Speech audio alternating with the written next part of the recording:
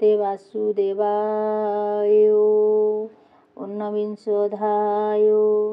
श्रीसुत उवाच। सुत कहन्ति अनुरागे शौनक आदि ऋषि आगे। से महीपति परीक्षित चिन्ति निर्गम दृढचित। एकान्ते बसि विचारई निन्दित कर्म कली मुहि। अर्जित कर्म बश होई गुरु जे सन शिक्षा देई। अन्याय प्राणीको व्यवहारे कुकर्म कलिए संसारे। निर्दोष ब्राह्मणर गळे सर्प आरोपी धनुहुळे। निश्चल जोगे तार ध्यान न जानी होइली अज्ञान। दिजे अवज्ञा मने कली निकटे मरण लोडिली। ए पाप विनाशन हेतु बेगे विधाता मोते चिन्तु। ए पाप कली मूढ़ चिते ए देह धरिबि केमन्ते। ए कथा शुणी मुझे मन्ते केबे हेन कल्पयिचिते। ब्राह्मण कुल कोपानल ए मोर राज्य धन बल। आत्मार संगे दहु मोते ए कर्म न करी जे मन्ते। गुरु ब्राह्मण कुशिंसने दुर्बुद्धि न स्फुरु मो मने। एमन्ते विचारि विषादे वृत्तान्त शुभे जनपदे। उरग ब्राह्मणर गळे राजा जे देले धनुहुळे। तार बालक शाप देला तक्षक धंसिब बोइला। शपथ दिन कोपानळे राजाଙ୍କୁ ଧଂସିବ ଏ ବଳେ। ଏମନ୍ତେ ଜନ ମୁଖୁ ଶୁଣି ମନ ଆନନ୍ଦେ ନୃପମଣି। କହଇ କୋପେ ସର୍ପ ଖାଉ ଏ ମୋର କୋଳେ ପାପ ନହୁ। ଯେମନ୍ତେ ଇହ ପରଲୋକେ ମରଣ ନ ପଡ଼ଇ ଦୁଃଖେ। ଏମନ୍ତେ ନିଶ୍ଚୟ ବିହାରି ଏମନ୍ତେ ନିଶ୍ଚୟ ବିଚାରି ମନେ ଚିନ୍ତିଲା ନରହରି। ଗୋବିନ୍ଦ ପାଦ ପଦ୍ମ ତଳେ ଚିତ୍ତ ନିବେଶି ଗଙ୍ଗା କୂଳେ।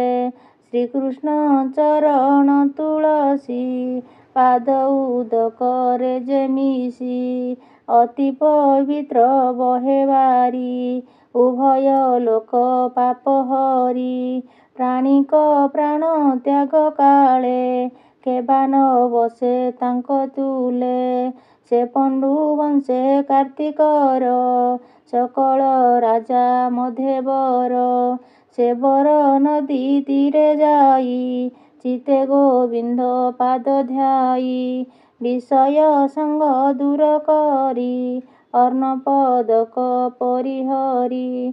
ବିଷୟ ସଙ୍ଗ ଦୂର କରି ଅର୍ଣ୍ଣ ଉଦକ ପରିହରି। ମୌନେ ବ୍ରତେ ସେ ନିଶ୍ଚଳେ ଶିରେ ନିବେଶି ଗଙ୍ଗାକୁ ଜଳେ। ସେ କଥା ଶୁଣି ମୁନି ଜନେ ଯେଅବା ଥିଲେ ଗିରିବନେ। ନିଜ ନିବାସ ଉପେକ୍ଷିଲେ ହସ୍ତିନାନବରେ ମିଳିଲେ। ସେ ଅବା ଥିଲେ ଯେଉଁ ଦେଶେ ରାଜାଙ୍କୁ ଦେଖିବାର ଆସେ। ସଙ୍ଗତେ ଘେନି ଶିଷ୍ୟଗଣ ଅପରେ ଅନେକ ବ୍ରାହ୍ମଣ। ତାଙ୍କ ମହିମା କେବା କହେ ତୀର୍ଥ ପବିତ୍ର ତାଙ୍କ ଦେହେ। ଅତୀବ ଶିଷ୍ଟ ରିଷ୍ଟ ନେମି ବ୍ୟବନ ଭରଦ୍ୱାଜ ଘେନି। ଭୃଗୁ ଅଙ୍ଗିରା ପରାଶର ଉତଥ୍ୟ ଗାଧୀର କୁମର। ଇନ୍ଦ୍ର ପ୍ରମୋଦ ମେଧାତିଥି ଦେବଳ ଅଷ୍ଟ ସେଣ ଜ୍ୟୋତି ସୁବାହୁ ଭରଦ୍ୱାଜ ଶିଷ୍ୟ ଗୌତମ ମୈତ୍ରେୟ କବତ୍ସ ପିପଳାୟନ ସର୍ବମୁନି ବ୍ୟାସ ନାରଦ କୁମ୍ଭଯୋନି ସକଳ ଋଷି ଏକ ମେଳେ ମିଳିଲେ ଜାହ୍ନବୀର କୂଳେ ତାହାଙ୍କୁ ଦେଖି ପରୀକ୍ଷିତ କପାଳେ ଦେଇବେନି ହସ୍ତ ବନ୍ଦିଲେ ମୁନି ଗଣ ପାଦେ ଆନନ୍ଦେ ଅଶ୍ରୁ ଗଦ ଗଦେ କର ଅଞ୍ଜଳି ଶିରେ ଦେଇ କହଇ କୃତ୍ୟ ହୋଇ। ରାଜଉବାଚ ରାଜାଙ୍କ ମଧ୍ୟେ ମୋ ଜୀବନ ନିଶ୍ଚେ ଜାଣିଲି ଧନ୍ୟ ଧନ୍ୟ ମୋହର ପ୍ରାଣ ତ୍ୟାଗ କାଳେ ମହତ ଜନ ବିଜେ କଲେ ବ୍ରାହ୍ମଣ ପାଦ ଯହିଁ ଥୋଇ ସେ ସ୍ଥାନୁ ପାପ ଦୂରେ ଯାଇ କ୍ଷତ୍ରିୟ ସ୍ୱଭାବ ଏମନ୍ତ ଆଗମ ନିଗମ ଉକତ ଏ ଯେହା ଲଙ୍ଘେ ଦୃଷ୍ଟପଣେ ଦୂଷିତ ହୋଇ ତତ୍କ୍ଷଣେ ସେ ବିପ୍ର ଆଦି ଯାର ପାଶେ ବସନ୍ତି ମନର ସନ୍ତୋଷେ ତାହାର ଭାଗ୍ୟ କି କହିବା ଯାହା ନ ପାନ୍ତି ସୁର ଦେବା ସର୍ବ ବିଷୟ ଦୂରେ ତେଜି କୃଷ୍ଣ ଚରଣ ଚିତେ ଭଜି ତୁମ୍ଭେ ଅଶେଷ ବ୍ରହ୍ମ ଋଷି ମିଳିଲେ ମୋର ପାଶେ ଆସି ବ୍ରାହ୍ମଣ ଶାପ କୋପାନଳେ ଏ ମୋର ନିଜ କର୍ମ ଫଳେ ଯେ କୃଷ୍ଣ କଲେ ଏ ସଂସାରେ ତରଇ ତମ ମାୟା ଘୋରେ ତୁମ୍ଭର ଅନୁଗ୍ରହେ ସେବି ପ୍ରସନ୍ନ ହେଉ ଗଙ୍ଗା ଦେବୀ କୃଷ୍ଣ ଚରଣେ ମୋତି ହେଉ କାଳ ତକ୍ଷକ ଅବା ଖାଉ ତେଣେ ସଂଶୟ ନାହିଁ ମୋର ସକଳ କୃଷ୍ଣ କଥା କର କୃଷ୍ଣ ବିଷୟେ ହେଉ ମତି ତାର ସେବକ ସଙ୍ଗ ଗତି ମୋହର କର୍ମ ଫଳ ନେଇ ଜନ୍ମ ହୋଇବି ଯହିଁ ତହିଁ ରହି କୃଷ୍ଣର ଦାସପଣେ ସେବିବି ଅଭୟ ଚରଣେ ଏମତେ ଦିଅ ମୋତେ ବର ତୁମ୍ଭ ଚଞ୍ଚଳେ ନମସ୍କାର ଏମତେ ଦିଅ ମୋତେ ବର ତୁମ୍ଭ ଚରଣେ ନମସ୍କାର ଏମତେ ମୁନିକୁ ଜଣାଇ କୃଷ୍ଣ ଚରଣେ ମନ ଦେଇ ଜାହ୍ନବୀ ତୀରେ ସୁର କୁଶ ସଜା ଶୟନ ଅର୍ଥେ କଲା ରାଜା ପୂର୍ବ ଦିଗକୁ ଶିର କରି ଉତ୍ତର ମୁଖେ ଦଣ୍ଡ ଧରି ଗଙ୍ଗା ଦକ୍ଷିଣ କୂଳେ ଶୋଇ କାରୁଣ୍ୟ ଜଳେ ଦୃଷ୍ଟି ଦେଇ ଅଶେଷ ଋଷିଙ୍କର ଅଶେଷ ଋଷି ଗଣ ମଧ୍ୟେ ଆନନ୍ଦେ ପୁଷ୍ପ ବରଷେ ସ୍ତୁତି ଶବଦେ ସ୍ତୁତି କଲେ ଦୁନ୍ଦୁଭି ନାଦ ବାଦ୍ୟ ମେଳେ ସେ ମୁନି ଗଣେ ଗଙ୍ଗା କୂଳେ ଥିଲେ ଯେ ପରୀକ୍ଷିତ ମେଳେ ଗଗନେ ଶୁଣି ସାଧୁ ବାଣୀ ଆନନ୍ଦେ ସର୍ବ ବିପ୍ରମଣି ସାଧୁ ଶବଦ ଉଚ୍ଚ ସ୍ୱରେ ଦିଗ ପୂରିଲା ଗଙ୍ଗା ତୀରେ ପ୍ରଜାଏ ଅଶ୍ରୁଗତ ମୁଖେ କହନ୍ତି ଏକ କୁଆରକେ ଏ ସାଧୁ ରାଜା ବିଚକ୍ଷଣ ଏକାଳେ ଲଭିବ ମରଣ ଦେଖ ଏହାର ଭାଗ୍ୟ ବଳ ମୁନିଙ୍କ ମଧ୍ୟରେ ଅନ୍ତକାଳ ଅନେକ ପ୍ରକାର ସେ ଭଣୀ ମୁନି ସହମେତ ସାଧୁବାଣୀ ମୁନି କହନ୍ତି ନୃପବର କୃଷ୍ଣ ବିଷये ଚିତ ତୋର ପ୍ରବେଶିବା ନୁହେଁ ବିଚିତ୍ର ତେଣୁ ତୁ ପାଣ୍ଡବଙ୍କ ଗୋତ୍ର ଯାର ଆସନେ ସର୍ବରାଜା ଶିରେ ନମନ୍ତି କରି ପୂଜା ସକଳ ଛାଡ଼ ହରି ଭାବେ ପଶିଲା ଜନର ସ୍ୱଭାବେ ଆମ୍ଭ ସକଳ ଏହି ସ୍ଥାନେ ବଞ୍ଚିବା ଗଙ୍ଗା ଜଳପାନେ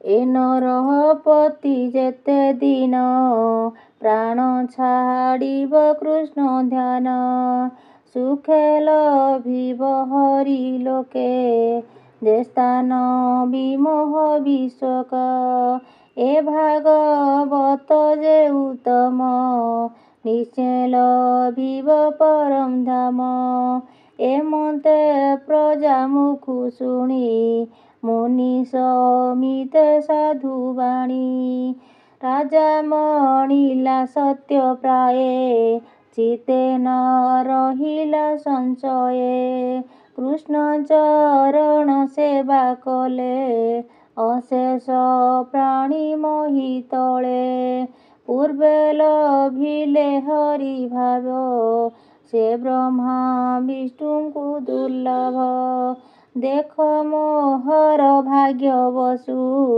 ସର୍ବେ ମିଳିଲେ ସର୍ବଦେଶୁ ପ୍ରାଣୀ ଯେ ମନ୍ତେ ଦେହ ଅନ୍ତେ ସ୍ୱର୍ଗେ ବିବୁଧଙ୍କ ସଙ୍ଗତେ ବସି କହନ୍ତି ନାନା ଧର୍ମ ଯେ ବର୍ଣ୍ଣେ ଯେ ବା ନିଜ କର୍ମ ସେ ଫଳ ଇହ ପରଲୋକେ ପ୍ରାଣୀ ଲଭନ୍ତି ଦୁଃଖ ସୁଖେ ଏ ମତେ ଅନୁଗ୍ରହ ଚିତେ ସର୍ବେ ମିଳିଲେ ଆସି ମୋତେ ଏହାକୁ ପଚାରିବି ମୁହିଁ ମରଣ ଅନ୍ତ ଜଳେ ଥାଇ ଏବେ କି କୃତ୍ୟ ଅଛି ମୋତେ କହ ସକଳ ସୁଧ ଚିତେ ଏ ଘୋର ସଂସାର ସାଗରେ ମରଣୁ କିବା କରି ତରେ ଏ ମତେ ଚିନ୍ତି ରାଜ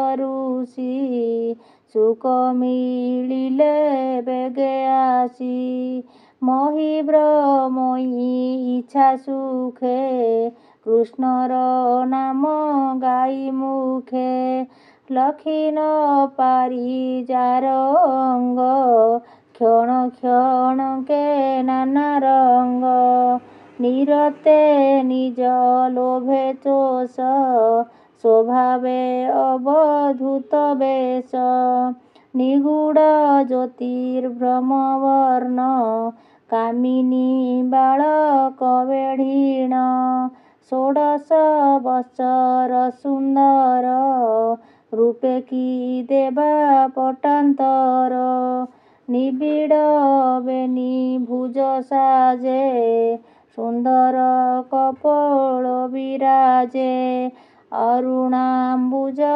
ଚକ୍ଷୁବର୍ଣ୍ଣ ସୁଗ୍ରୀବ କମ୍ବୁ ସୁଶୋଭନ ସୁନ୍ଦର ନବଗୁଣ ସାଜେ ତୁଙ୍ଗ ବକ୍ଷସ୍ଥଳ ବିରାଜେ ତ୍ରିବଳି କୁକ୍ଷି ମନୋହର ଆବୃତ ନାଭି ସୁଗଭୀର ବିବର୍ଣ୍ଣ କେଶ ଦିଗମ୍ବର ବିଭୂତି ଲେପନ ଶରୀର ପ୍ରଲମ୍ବ ବାନୁ ଜାନୁ ଯାଏ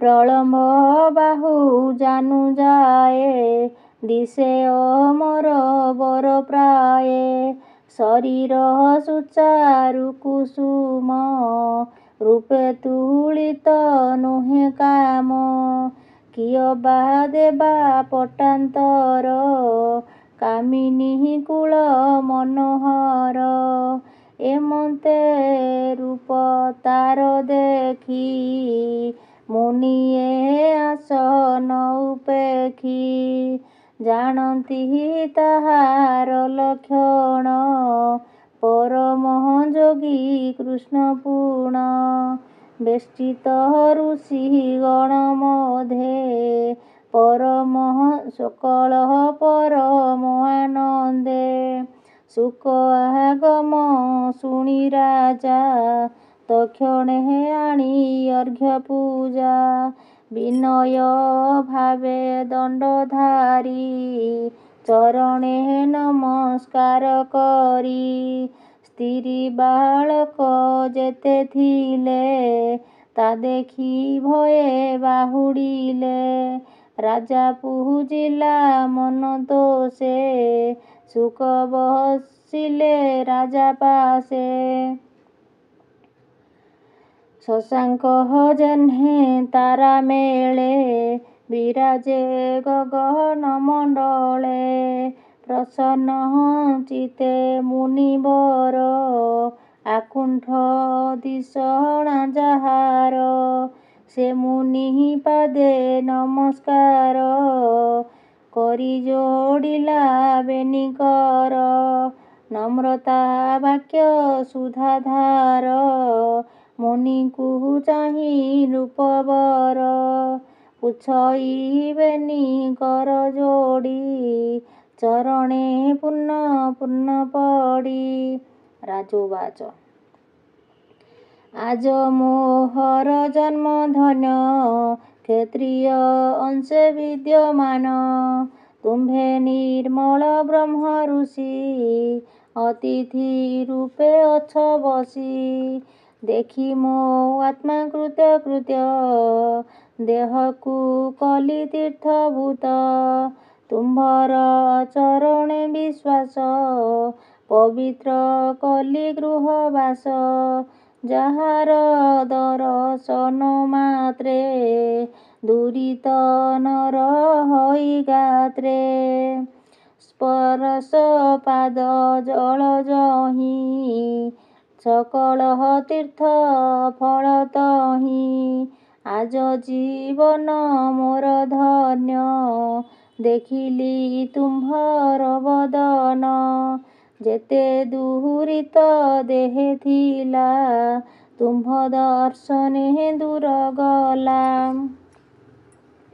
ବିଷ୍ଣୁର ମାୟା ମୋହ ଘୋର ଯେମନ୍ତେ ନାଶନ୍ତି ଅସୁର ଆଜି ଜାଣିଲି ଯେ ମୋତେ ହରି ପାଣ୍ଡବ ବଂଶେ ପ୍ରୀତି କରି ପିତୃସ୍ୱ ଶ୍ରେୟ ସ୍ନେହ ବନ୍ଧେ ଘେନିଲେ ବନ୍ଧୁ ପଣ ହୃଦେ ବାନ୍ଧବ ପ୍ରାୟ ବ୍ରହ୍ମରାଶି ଯେହ୍ନେ ପାଣ୍ଡବ ପୁରେ ଆସି ତେଣୁ ତୁମ୍ଭର ଦର୍ଶନ ଦେଲେ ଯେ ପ୍ରଭୁ ଭଗବାନ ଅବ୍ୟକ୍ତ ଗତି ଯେ ତୁମ୍ଭର କେଜାଣି କେ ତାହା କରିବ ଗୋଚର ମରଣ ଯାର ସାଧୁ ସଙ୍ଗେ ସେ ତରେ ଭବସ୍ତରଙ୍ଗେ ଯୋଗୀଙ୍କ ମଧ୍ୟେ ତୁମ୍ଭେ ଗୁରୁ ଯେହ୍ନେ ଅଚଳ ମହାମେରୁ କହ ଜୀବନ ଯିବା କାଳେ କିବା ସାଧିବି ମହିତଳେ କିବା ଶୁଣିବି କର୍ଣ୍ଣ ପଥେ ସ୍ମରଣ କି କରିବି ଚିତେ କିବା ବଚନ ଉଚ୍ଚାରଣ ଭଜିବି କାହାର ଚରଣ ତୁମ୍ଭେ ହେ ପ୍ରାଣୀଙ୍କର ଘରେ ଦଣ୍ଡେ ହେ ନବିଶ୍ରାମୀ ସ୍ଥିରେ ଗୋଦୋହ ମାତ୍ର ତୁମ୍ଭ ଗତି ଏଣୁ ମୋହର ମନେ ଭ୍ରାନ୍ତି ଶ୍ରୀସୁତ ଉବାଚ ସୁତ କହନ୍ତି ତୋଷ ମନେ ଶୁଣ ସକଳ ମୁନିଜନେ ଏମନ୍ତ ପରୀକ୍ଷିତ ବାଣୀ ଆନନ୍ଦ ମନେ ସୁଖ ଶୁଣି ହରଷେ ମୁଦ୍ରିତ ଲୋଚନ ଚିତେ ଚିନ୍ତଇ ଭଗବାନ ଚେହରି ଚରଣ କମଳେ ସୁଜନେ ଚିନ୍ତ ଧ୍ୟାନ ବଳେ ପ୍ରଥମ ସ୍କନ୍ଧେ ଭାଗବତ କହଇ ଦାସ ଜଗନ୍ନାଥ। ଇତି ଶ୍ରୀମଦ୍ଭାଗବତେ ମହାପୁରାଣେ ପାରମହଂସ ସଂହିତାୟାଂ ବୈୟାସିକ୍ୟାଂ ପ୍ରଥମ ସ୍କନ୍ଧେ ଶୁକ ଗମନ ନାମ ଊନବିଂଶୋऽଧ୍ୟାୟ। ଭୀମ ଚାପି ରଣେ ଭଙ୍ଗୋ ମୁନେରପି ମତିଭ୍ରମଃ ଯଦି ଶୁଦ୍ଧମଶୁଦ୍ଧ ବା ମମ ଦୋଷ ନ ବିଦ୍ୟତେ। ଓଁ ନମୋ ଭଗବତେ ବାସୁଦେବାୟ।